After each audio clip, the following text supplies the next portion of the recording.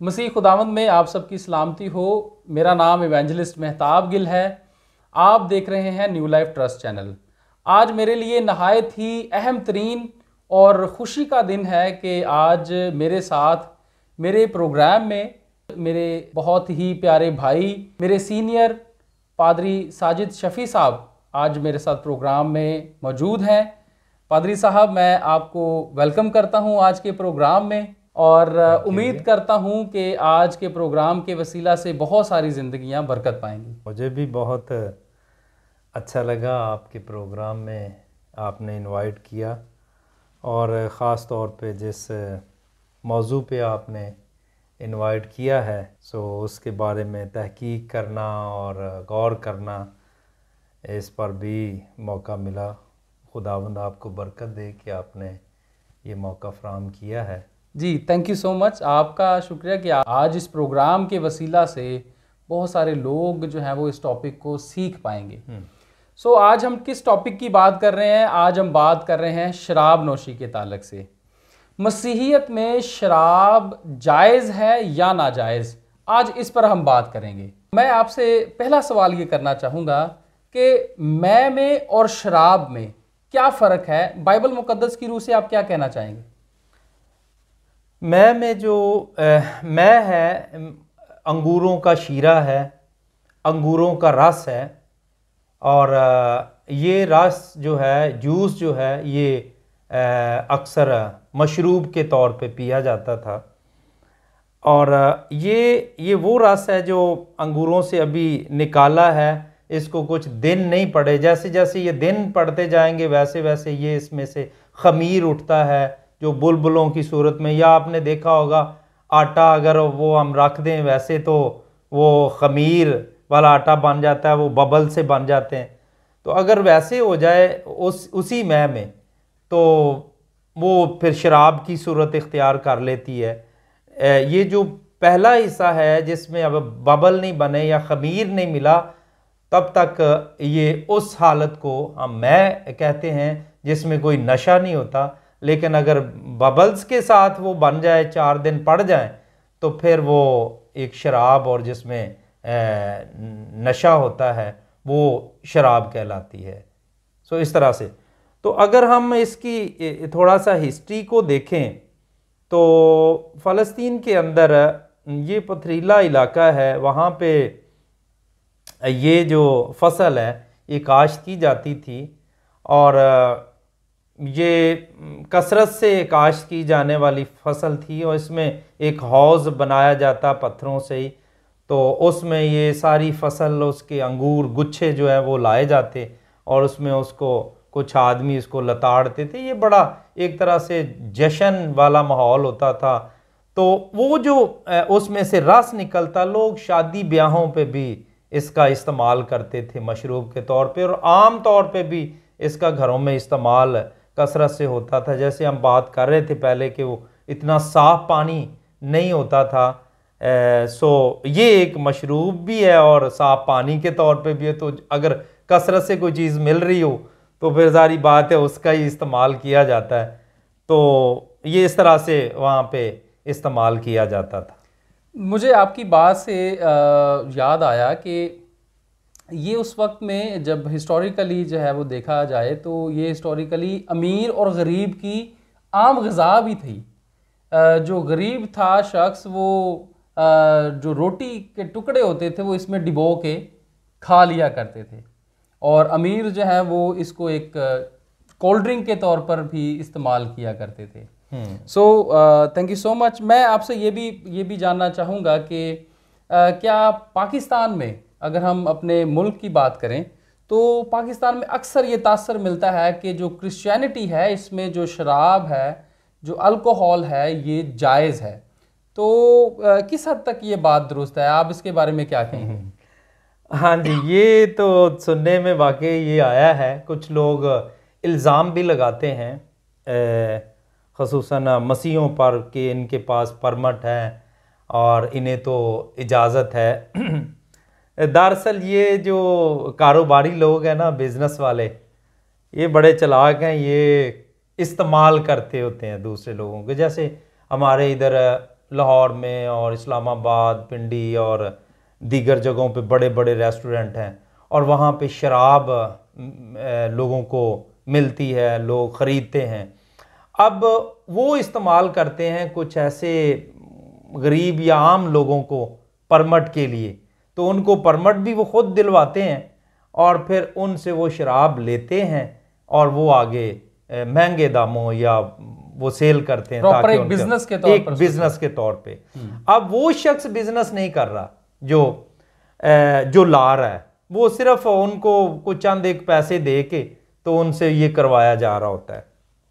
आम तौर पे ये भी ज़रूरी नहीं है कि वही पीने वाले हैं, वो जायज़ समझते हैं। यहाँ पे जायज़ नाजायज़ को कौन पूछता है, लेकिन फिर भी कुछ मजहबी लोग जो हैं वो सवाल करते हैं। दरअसल अगर हम शराब पे गौर करें, अल्कोहल या, तो शराब अगर डिक्शनरी में हम देखते हैं तो एक तरह से नशा आवर जो अर्क है उसको, जिससे नशा हो, जो पीने वाली चीज़ है उससे नशा होता है, उसको शराब कहा जाता है। तो आप देखिए इसके कितना रूहानी तौर पे फ़ायदा हो सकता है एक मज़हब को। अगर देखें इसका ताल्लुक मज़हब से है, अगर कोई मजहबी लिहाज से कोई चीज़ जायज़ या नाजायज़ है तो वो फिर देखना पड़ेगा। अब जब मज़हब की बात आएगी तो फिर देखना पड़ेगा बाइबल मुकद्दस इसके हवाले से क्या कहती। तो बाइबल मुकद्दस मुतअद्दिद बार हमें उसके हवाला जात मिलते हैं कि वो बिल्कुल मना कर रही है, बल्कि यहाँ तक कि उसमें आया है कि कोई आसमान की बात, कोई नशाबाज जो है, कोई शराबी जो है, आसमान की बादशाही में दाखिल ही नहीं हो सकता। फिर बहुत सारे ऐसे हवाला जात हैं, मैं आपको उनके रेफरेंस दे सकता हूँ कि उसमें जैसे पहला करंथियों 5 बाब की 11वीं आयत, रोमियो 13:13, गलतियों 5:21 और पहला करंथियों 6:9-10, तो इनमें मना, और खुदावंद यीशु मसीह भी मना करता है। तो शराब या मैखोरी जो है इससे मना किया जाता है। क्यों, क्या वजह है इससे? रूहानी तौर पे नुकसानात क्या हैं? एक तो जो पाकीज़गी, एक ईमानदार के लिए जो पाकीज़गी का एक तसलसल है वो नहीं रहता। आप बेखुद हो जाते हैं, यानी अपने आप से बाहर हो जाते हैं, आपको पता नहीं है। जब पी लेते हैं तो ऐसा टोन हो जाते हैं कि अपने आप का पता नहीं रहता, सुर्त नहीं रहती और अपने आप पर कंट्रोल भी नहीं रहता कि मैं क्या कह रहा हूं, मेरी जुबान से क्या निकल रहा है। वो खुद, अगर वो बंदा ऐसा शख्स जो पी के टोन हुआ हो तो वो अपनी वीडियो देखे उसके बाद तो वो हैरान होगा, और अगर वो ईमानदार हो तो फिर उससे ज्यादा हैरान होगा कि यार मैं ईमानदार हूं, मेरा तो खुदा के साथ ताल्लुक, तो मेरी हालत ये, मैं इस तरह का शराब पीने के बाद हो गया। तो शायद वो अपनी इस हालत को देख के वो कभी इस तरफ ना जाए, क्योंकि उसको अजीज है खुदा, उसको अजीज है खुदावंद यीशु मसीह जो उसका निजात दहिंदा है। और जब वो उसका निजात दहिंदा उसको कह रहा है कि ये गलत है, ये ठीक नहीं है, इससे आप अपने आप से बाहर हो जाते हैं।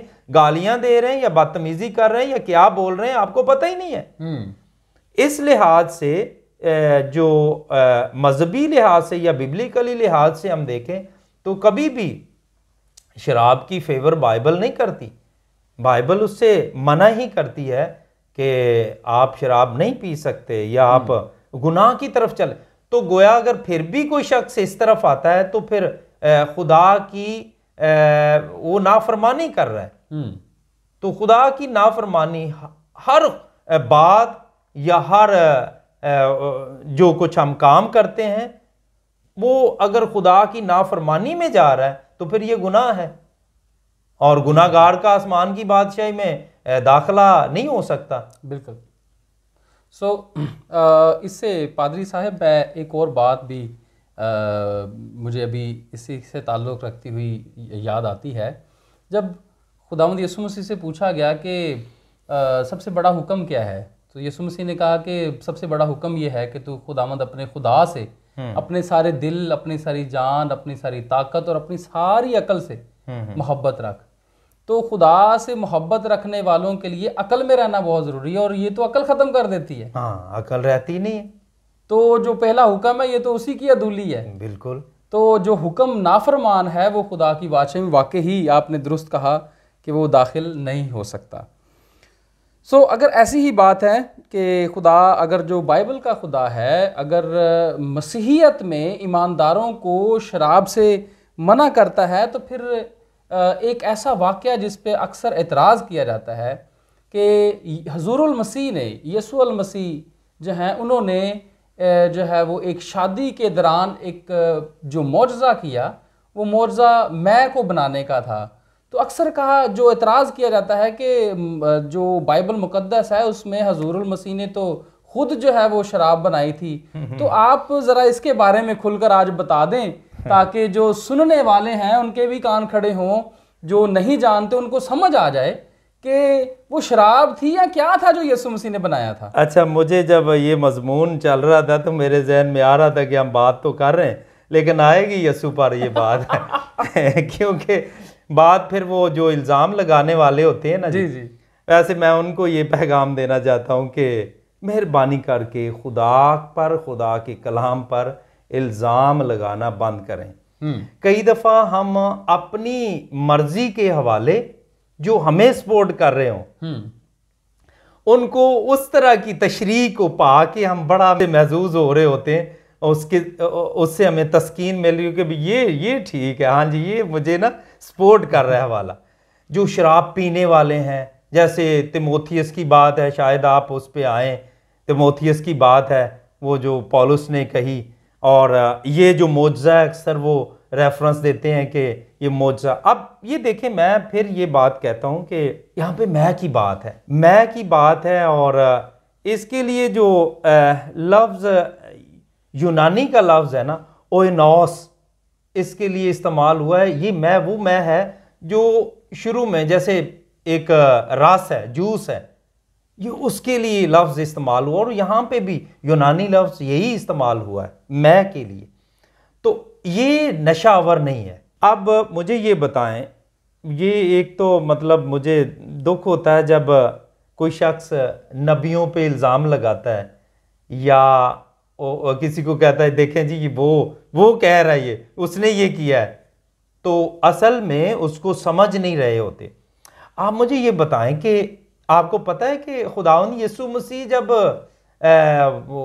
वो गुनाहगारों के पास जाते, उनके साथ बैठते या खाना खाते, तो फ़कीह फरीसी जो हैं या मज़हब को जो मजहबी लोग थे उस वक्त, वो कितने इतराज़ात करते थे कि ये देखें जी ये शराबियों के साथ बैठता है, ये देखें जी उनके साथ खाना खा रहा है, गुनाहगारों के साथ इसकी बैठक है, तो ये बंदा ठीक नहीं है। अब यहाँ पे ये पहला मौजज़ा था जो काना गलील में एक शादी के मौके पे किया गया। अब वहाँ पे ये यहाँ पे आगाज़ हो रहा है एक तरह से मौजज़ात का, अब सिलसिला शुरू हो जाएगा जो बाइबल में रिकॉर्ड, बाइबल के अंदर। बिल्कुल, हाँ जी। अच्छा, यहाँ पे अब एक बात तो ये है कि क्या यीशु मसीह ऐसे मौजज़े से आगाज़ करेगा जिसमें वो शराब बनाए और शराब बना के पेश कर दे कि लो जी पियो, और पिए तो वो टोन हो जाए वो जनाब उनको सुरती ना रहे, यहाँ से आगाज़ करेगा। वो यीशु जो लोगों को ये तालीम देता है भाई नशाबाज आसमान की बादशाही में नहीं जा सकता, वो यीशु जो इससे मना करता है, नशेबाजी से, हर तरह की नशेबाजी से मना कर रहा है, अब वो खुद बनाएगा। और अगर ये मैं दलील के तौर पे ये बात पेश कर रहा हूं, अगर खुदावन यीशु मसीह ने वाकई वो शराब बनाई हो, तो जो फकीह फरीसी किसी गुनाहगार के साथ बैठने पे एतराज करते हैं और कहते हैं ये जी गुनाहगार नशेइयों के साथ बैठता है, वो आज इस मौजे को देख के कि ये देखें जी अब तो पिला रहा है वो, तो इस पे कितना इतराज उठाएंगे। बिल्कुल। और क्या उठाया किसी ने इतराज? एक बात तो ये नजर नहीं आता हमें, कम से कम बाइबल में कोई इस तरह का रेफरेंस नहीं मिल रहा कि उसमें फकीह फरीसियों ने कहा जी देखें जी इसने तो शराब बनाई और कितने लोग पी के वो बड़ा मदहोश हो गए थे और क्या क्या वो पता नहीं क्या क्या बोल रहे थे। कोई इस तरह की बात भी नहीं आई कि वो जो लोगों ने, जारी बात मतवाले हो गए, जो पी उन्होंने, सबने पी होगी बिल्कुल, और पी के वो बड़े मतलब उसमें मदहोश हो गए, मतवाले हो गए कि जो उनके मुंह में आया है शादी के मौके पे अजीब अजीब बातें सुनने को मिली हो, ये भी नतीजा नहीं निकला।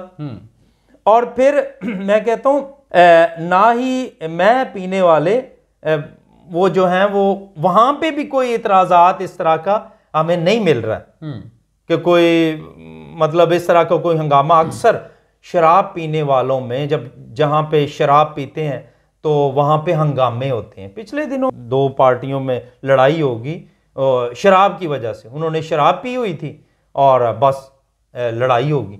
तो अक्सर जगहों पे जहां शराब पी जाती है वहां पे लड़ाइयां, गालियां और इस तरह के कोई ना कोई हादसे रूनुमा होते हैं, खुशी के मातम में बदल जाता है।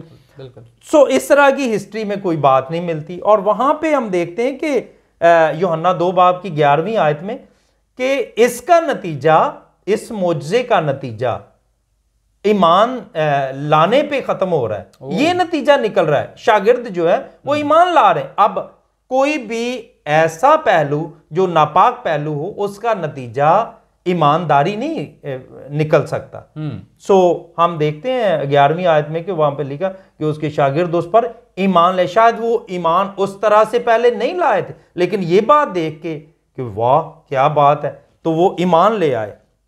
और फिर ये एक और बात कि ये जो मैं है इसके लिए तो हुक्मिया बयान है यीशु मसीह का कि मेरी यादगारी के लिए यही किया करो।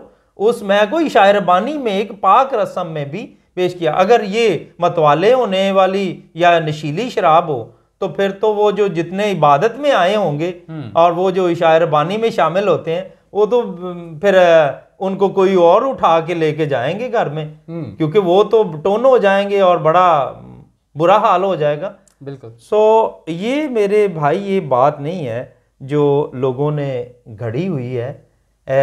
सीधी सादी बात यह है कि खुदावंद यीशु मसीह का एक अजीम मोजज़ा या जिससे शुरुआत हो रही है, और एक शादी में जहाँ बेचारे परेशान थे खुदावंद यीशु मसीह ने उनकी परेशानी को दूर कर दिया।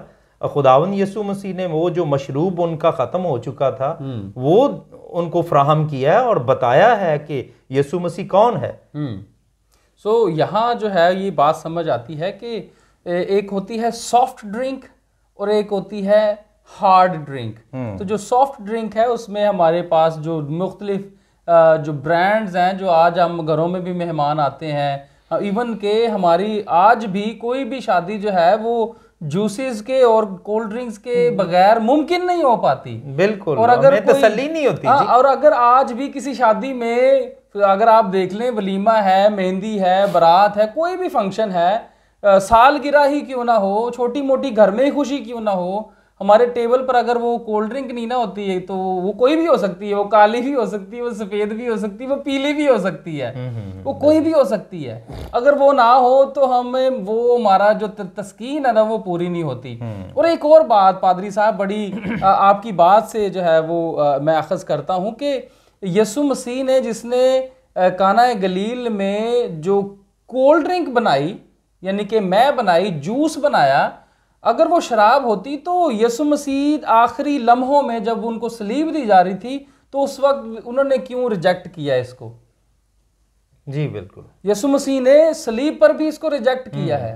तो अगर यीशु मसीह ने सलीब पर इसको रिजेक्ट किया है तो फिर इससे भी हमें ये बात समझ आती है कि यीशु मसीह कभी इसके हक में नहीं रहा। देखिए, मैं पहले भी बात कर रहा हूं कि जो बात आप पहले कह चुके हों कि ये गलत है, अब वही बात आप करके दिखा रहे हैं नहीं गलत नहीं है, ये लो जी वो पहले बात और थी अब और है, तो ये कौलो फेल में तजाद है। और कोई किसी नबी या पैगंबर रसूल जितने इस दुनिया में आए हैं कोई इस तरह से नहीं कर सकता अगर वो खुदा की तरफ से। बल्कि मैं कहता हूं कि आप अपने मतलब इर्द गिर्द देख लें, कोई भी मोतबर शख्सियत, कोई कल को कोई और बात कर रहा आज कोई और, तो लोग उसको तमाशा बना लेते हैं और उस पर उंगलियां करते हैं। तो ऐसी शख्सियत हम नहीं सोच सकते कि वो एक दफ़ा ये तालीम दे रहा और दूसरी तरफ वो खुद ही उसका कायल नहीं है या वो उसकी नफ़ी कर रहा हो, तो ये समझ में नहीं आती बात। बिल्कुल। और एक आपने बड़ी अच्छी बात की बीच में कि यीशु मसीह जो हैं वो जो नशेबाज थे, जो उनके ऊपर इल्ज़ाम क्या था कि ये जो है वो शराबियों में बैठता है, उनके साथ खाता है। तो आप देखिए कि ये तो उनका एक हुस्न है, उनकी खिदमत का, उनकी मनादी का, कि दुनिया में कभी ऐसी कोई मिसाल नहीं मिलती। बल्कि इवन के शायद आप और मैं या कोई भी हम हिचकिचाएं ऐसे लोगों में बैठने से, उनको जो है वो सीधी राह पर लाने के लिए हमने शायद ही कोई इतनी तगोदो की हो। हाँ, लेकिन ये एक अच्छी मिसाल हमारे मसीहा ने बिल्कुल छोड़ी है, जिसको फॉलो करते हुए आप और मैं और बहुत सारे हमारे जैसे खुदा के खादमीन जो है वो आज भी उस लेगेसी को लेकर चल रहे हैं, आज भी उस तालीम को लेकर चल रहे हैं कि जो तंदुरुस्त हैं उनको जरूरत नहीं है, जो बीमार हैं। हाँ जी, मैं यही कह रहा हूँ कि उसने तो कहा कि तबीब को किसकी जरूरत है, डॉक्टर की किसको जरूरत है? हाँ। तंदुरुस्त को या बीमार को? बीमार को तबीब की जरूरत तो है। डॉक्टर जाता था बीमारों में, हाँ, बीमारों में। उनको तो वो तो शिफा कहता है देने के इब्ने लिए। आदम इनके लिए आया ना, बिल्कुल बिल्कुल, गुनाहगारों के लिए आया, तो उसने गुनाहगारों के लिए नजात का इंतजाम किया। बेशक बेशक। और जो पाक और बड़े साफ लोग हैं उनको तो जरूरत नहीं है। सो आपने सुन लिया, और पादरी साहब ने बहुत बखूबी तौर पर इसकी वजाहत भी कर दी है, इस बड़े एक एतराज़ की। पादरी साहब, मेरा अगला सवाल आपसे ये है कि अगर मैं जो है वो शराब नहीं है, अगर मैं जो है उसमें नशा नहीं है, तो फिर अहद जदीद में पौलुस रसूल क्यों अपने शागिर्द तोमिथियुस को लिखता है और कहता है कि तू जो है मैं का थोड़ा सा इस्तेमाल किया कर? तो वो जो हवाला है वो हमें पहला तोमिथियुस 5वें बाब की 23वीं आयत में हमें मिलता है, जिसमें पौलुस कहता है कि तू मैं अगर आप कहें तो मैं पढ़ देता हूँ ताकि बेहतर सुनने वालों के लिए भी वजाहत हो जाए जो बाइबल से वाकिफ नहीं है। लिखा है कि आइंदा को सिर्फ पानी ही ना पिया कर, बल्कि अपने मैदे और अक्सर कमज़ोर रहने की वजह से ज़रा सी मैं भी काम में लाया कर। तो मेरा सवाल पादरी साहब ये है कि ये पौलुस किस लिक्विड की जो तजवीज़ है वो दे रहा है तोमिथियुस को, इस पर थोड़ी सी आप वजाहत कर दें। फिर मेरा जवाब उसी तरह का ही है कि जो शख्स, जैसे मैंने खुदावंद यीशु मसीह के बारे में बताया कि जो शख्स ख़ुद मतलब मना करता है और तालीम देता है कि ये गलत है, ये ठीक नहीं है, ये गुनाह है, तो वो कैसे किसी को इसके लिए उभार सकता है या मौका दे सकता है कि हाँ जी थोड़ी थोड़ी की खैर है या ज़्यादा। तो इसी तरह मैं कहता हूँ कि खुदा का बंदा पौलुस रसूल, वो आप मुतअद्दिद हवाला जात उसके देखते हैं, मेरे पास हवाला जात भी हैं जिसमें उसने मना किया कि ये ठीक नहीं, ये ठीक नहीं, ये गुनाह है, नाफरमानी है और खुदा की बादशाही में दाखिल नहीं हो सकता, ऐसा नशई आदमी या वगैरह वगैरह। तो जो हवाला आपने बताया हो उसमें अगर वजह देखी जाए तो फिर हमें कुछ वजाहत मिलेगी, हमें समझ आ जाएगी कि जैसे उसने कहा कि वो मैदे के लिहाज से वो ठीक नहीं है, यानी तिमोथियस को मैदे का मसला है, तिमोथियस को कमज़ोरी आ गई है, पेट की कोई तकलीफ़ है। अक्सर लोगों का ख्याल है कि उस इलाके का पानी जो है वो साफ़ नहीं था जिसकी वजह से पेट की तकलीफ़ है। आजकल तो वैसे हर दूसरा बंदा जो है वो पेट मैदे का, हाँ जी, मसला ही है। इधर तो आज की मैं बात कर रहा हूँ जी बिल्कुल, तो कोई ना कोई वो दवाई खा रहा होता है। लेकिन हमारी अद्वियात में भी देखें, अगर खांसी का सिरप ही लगा लें जी, तो उसमें भी अल्कोहल और शराब, लेकिन उसको चाहे कोई मजहबी आदमी हो चाहे कोई गैर मजहबी हो, उसको कभी भी वो सोचता भी नहीं है और वो 2 चम्मच ले लेता है। वो कभी भी ये सोच के मतलब परेशान नहीं होता कि मैंने तो शराब पी ली है, हालांकि उसमें होती है। बिल्कुल बिल्कुल सही कह रहे हैं। अच्छा, अब आ जाएं, अगर मैं ये सिर्फ दलील के तौर पे ये पेश कर रहा हूँ कि उसमें भी हकायक हमें मिल जाएंगे अगर हम कुछ तलाश करें। एक बीमार आदमी के लिए शराब का क्या रोल हो सकता है? मतलब देखिए, शराब, मैंने आज ही एक डॉक्टर से रब्ता किया, उससे पूछा जी शराब मैदे के लिए कितनी फ़ायदेमंद है, तो उसने कहा जहर है, ये मैदे के लिए फ़ायदेमंद नहीं है। अच्छा। उसने कहा जी, मैंने कहा वो कैसे? अगर मैंने कहा कोई मशवरा दे रहा हो कि ये जी शराब पिया करो, इससे आपका मैदा ठीक हो जाएगा, वो कहते नहीं ये गलत, तो किसी ने मशवरा दिया है। तो इससे फेफड़ों का नुकसान होता है, इससे उसने कई और बीमारियों का जिक्र किया, जिससे अंदर की हालत जो है ना वो बड़ी मसला का। कोई चंद एक पहलू में उसने कहा अगर कोई गले, छाती या फेफड़ों में वो ना वो छाती में बलगम है तो उसके लिए उसका कोई फ़ायदा हो सकता है, अदरवाइज बाकी तो ज़्यादातर नुकसानात ही हैं। लेकिन यहाँ पे कोई गले की खराबी की बात नहीं है, बिल्कुल मैदे की बीमारी, वो मैदे की बात कर रहा है और कमजोरी की बात हो रही है। हाँ जी।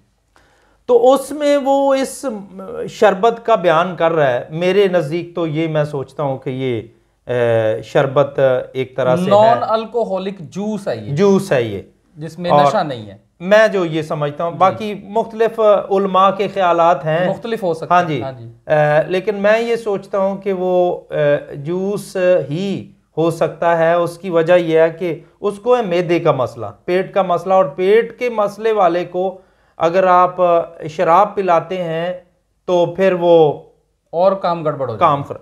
लेकिन कहाँ पे मतलब सवाल कहाँ पे बनता है? ये सवाल उस वक्त आता है जहां वो जरा सी वो जी बिल्कुल लिखा है कि ये पढ़ें जरा, लिखा है कि कमजोर रहने की वजह से जरा सी मैं भी काम में लाया कर। अच्छा, यहाँ पे जो जरा सी है ना लफ्ज, वो जरा सी जो है ना वो इस हवाले से इस तरफ ले जाती है जिसमें बाज़ एक उलमा का ख्याल है कि ये शराब ही है जो दवाई के तौर पे इस्तेमाल करने का कहा गया। 1 table spoon 2 table spoon, okay. और मैं यहाँ पे ये नहीं लिखा कि 2-3 बोतलें पी लिया। बिल्कुल बिल्कुल। अब यहाँ पे ये मसला देखिए, हम खुद मसला जो ना बनाते हैं। हाँ, अब मुझे पसंद है, जैसे मैं मिसाल देता हूँ, मुझे पसंद है कि शराब पीना, अब मैं उसके लिए कुछ ऐसे हवाला जात तलाश करूंगा जो सपोर्ट करें, जो किसी पादरी के सामने भी या किसी खादम के सामने मैं वो रख दूं कि ये देखें जी यहाँ पे तो इजाजत दी गई है। हाँ जी। तो इसका मतलब ये बिल्कुल नहीं है। मैं कहता हूं दोनों सूरतों में नहीं है। बिल्कुल, अगर वो मैं हो जो जूस के तौर पे कहा गया, अगर वो शराब हो जो चले उसका कोई भी मसला हो तो उसके लिए कहा गया, दोनों सूरतों में शराब नोशी की यहाँ पे इजाजत नहीं दी जा रही कि आप मतवाले हों जी, आप इन्विटेशन टू अल्कोहलिज्म नहीं है। हाँ। तो ये दोनों सूरतों में अगर वो शराब भी हो, जैसे उलमा का ख्याल है शराब हो सकती है ये, बिल्कुल, लेकिन उसमें भी वो दुआई के तौर पे वो कह रहा है कि ये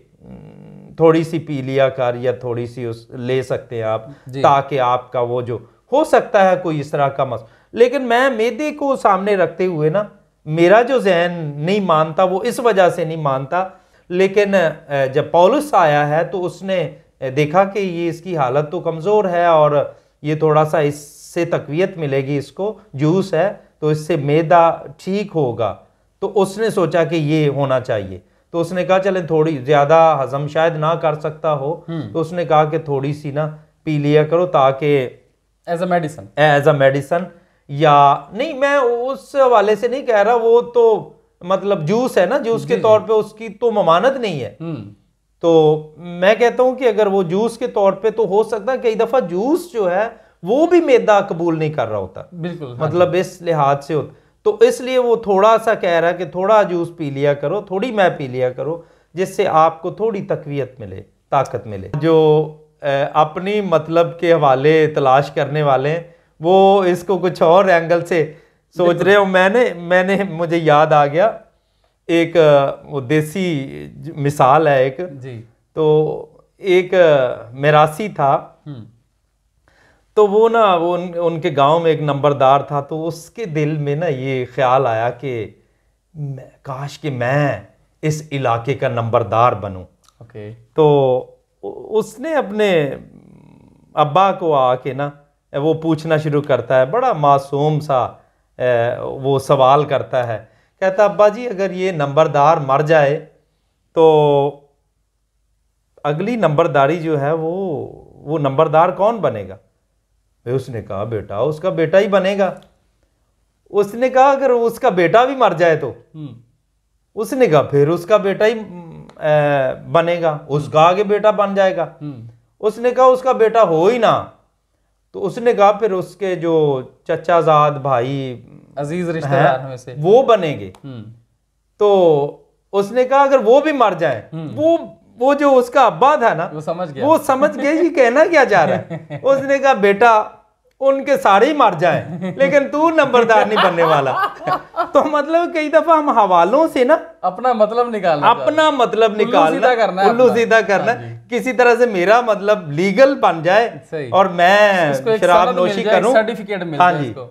तो इस चक्कर में किसी भी पहलू में मतलब ये नहीं जा रहा, मतलब अगर उसने कहा भी है ना ये तो फिर भी मतलब ये नहीं निकलता कि इनविटेशन है आओ जी पियो अब इजाजत मिल गई है, तो ये बिल्कुल मतलब ये नहीं है।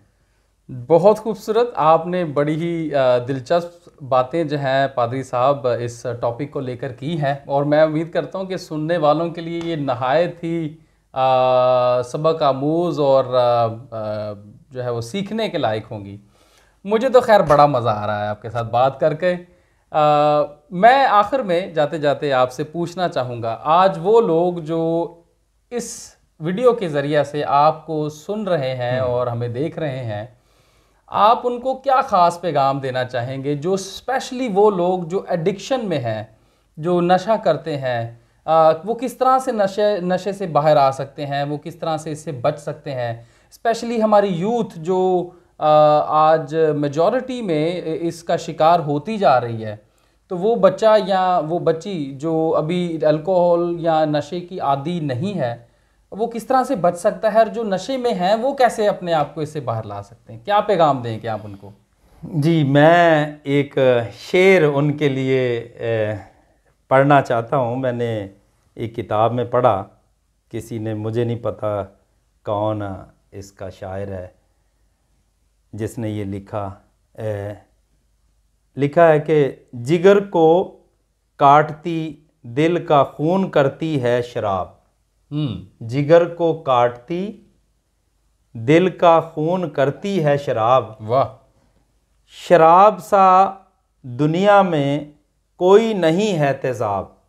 क्या तो ये एक मैसेज है उनके लिए कि ये जो है ना एक दम वाला जहर तो नहीं है, लेकिन ये जहर है जो धीरे धीरे आपके अंदर दाखिल होता और कातिल का काम करता है, और ना सिर्फ आपको अंदर से काट रहा है एक तेजाब की तरह, बल्कि इससे आपके इर्द गिर्द के लोग भी मुतासर हो रहे हैं। आप देख लें, आपको ना मजहबी लोग, रूहानी दुनिया के लोग, ना जिस्मानी दुनिया के लोग आपको पसंद करते होंगे, और कभी भी वो ये नहीं कहते कि हाँ जी ये फलां लड़का या लड़की शराब जो पीता है ये बहुत अच्छे हैं, ये नहीं कहेंगे आपको।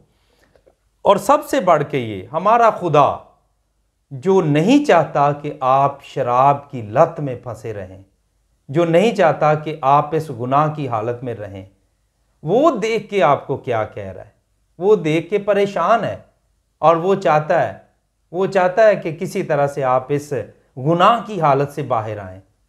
इसलिए मेरा तो यही मशवरा है कि खुदा के साथ अपने ताल्लुकात को बहाल करें और इसकी माफ़ी मांगें। ये गुनाह है, ये वो गुनाह है जिससे लिखा है कि नशाबाज खुदा की बादशाही में दाखिल नहीं हो सकता। तो आपके नज़दीक शराब अहम है, ये नशा अहम है, या खुदा अहम है, या खुदा की बादशाही अहम है? फैसला आपके हाथ में है। देख लें कौन सा पहलू अहम लगता है, उसको अपना लें। थैंक यू सो मच पादरी साहब, आपके इतनी खूबसूरत पैगाम के लिए, इस सारे अच्छे वक्त के लिए। साथियों, नहायत ही अहम तरीन मौका है ये आपके और मेरे सोचने के लिए। जो बातें आज खुदा के कलाम में से पेश की गई हैं, वो आपके लिए और हम सबों के लिए एक बड़ी अच्छी डायरेक्शन देते हैं। खुदा का कलाम जो है वो हमें, जैसे पादरी साहब ने आखिर में ये कहा कि जो शराब है, जो नशा है, वो ना सिर्फ आपको अपने आप से दूर करता है, आपके रिश्तेदारों से दूर करता है, बल्कि खुदा से भी दूर कर देता है। और खुदा की बादशाही तो फिर बहुत ही दूर रह जाती है अगर आप खुदा से दूर हैं। तो अगर आप खुदा की बादशाही के वारिस बनना चाहते हैं, अगर आप खुदा की बादशाही में दाखिल होना चाहते हैं, तो ये एक अच्छा पैगाम है आप सब के लिए, हम सब के लिए, कि हमें इससे बचना है। और अगर हम इसमें घिर चुके हैं तो खुदा घिरे हुओं को खड़ा करने में कुदरत रखता है। आप खुदा से मदद तलब कीजिए, खुदा के हुजूर झुकिए, तो खुदा आपकी इसमें भी बड़ी हद तक रहनुमाई करेगा और आपका नशा भी जाता रहेगा। उम्मीद करता हूँ आज का प्रोग्राम आपके लिए फ़ायदेमंद रहा होगा। आपको अगर ये प्रोग्राम पसंद आया है तो ज़रूर आप हमें अपनी जो राय है उससे आगाह करिए, कमेंट कीजिए, इस प्रोग्राम को दूसरों के साथ शेयर कीजिए, ताकि वो लोग जो इसके आदी हैं उन तक ये आवाज़ खुदा के कलाम की पहुँचे और वो भी निजात पाएँ। God bless you. एक बार फिर नए प्रोग्राम के साथ आपके साथ मुलाकात होगी। खुदा हाफिज़।